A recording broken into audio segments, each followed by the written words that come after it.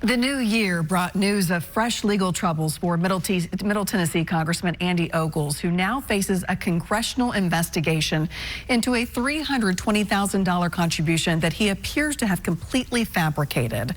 News Channel 5 Chief Investigative Reporter Phil Williams first exposed that discrepancy more than a year ago. He's now discovered that the news for Ogles appears to be even worse than initially reported.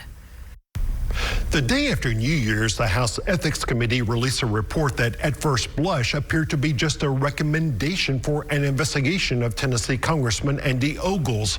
But a closer reading reveals that the Maury County Republican is already facing that investigation. The public really should know that this was a likely serious violation. There is substantial evidence to believe that these violations occurred. Daniel Caputo works with the nonpartisan Campaign Legal Center, which filed an ethics complaint against Congressman Andy Ogles following our News Channel 5 investigation. Can we talk to you just quickly?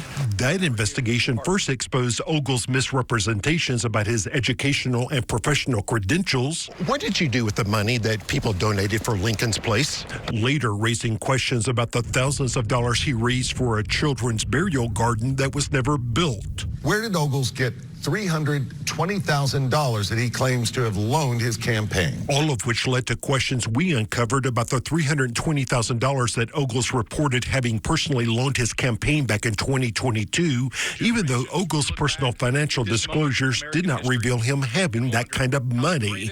Last week, the House Ethics Committee released this report where the Office of Congressional Ethics had investigated and concluded back in August that Representative Ogles reported loaning his campaign $320,000, but he never loaned his campaign that amount. This is, a concerning instance of a member of Congress appearing to lie on his financial disclosure reports, his campaign committee reports to both Congress and to the Federal Election Commission. Rather than dismissing the complaint against Ogles, the Ethics Committee announced it had decided to extend the committee's review of the matter. So this is telling us that there actually is a House ethics investigation. Yes, so the House Ethics Committee has specifically stated themselves that they are investigating. The new documents reveal that investigators interviewed Ogles' campaign treasurer Thomas Datweiler and Chief of Staff Grant Henry, who both claimed to be in the dark about the congressman's finances.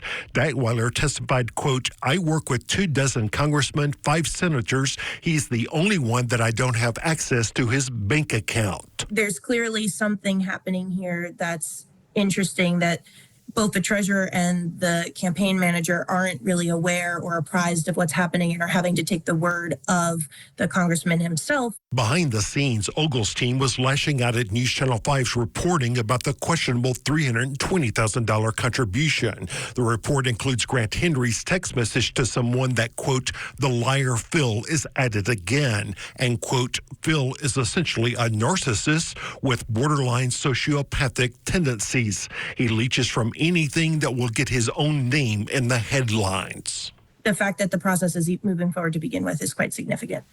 Caputo says the fact that the Ethics Committee has not cleared Ogles says a lot about the state of their investigation. Generally speaking, the House Ethics Committee saw the report, started to conduct their own investigation, and seemingly saw that there was something significant here and now are continuing their investigation further.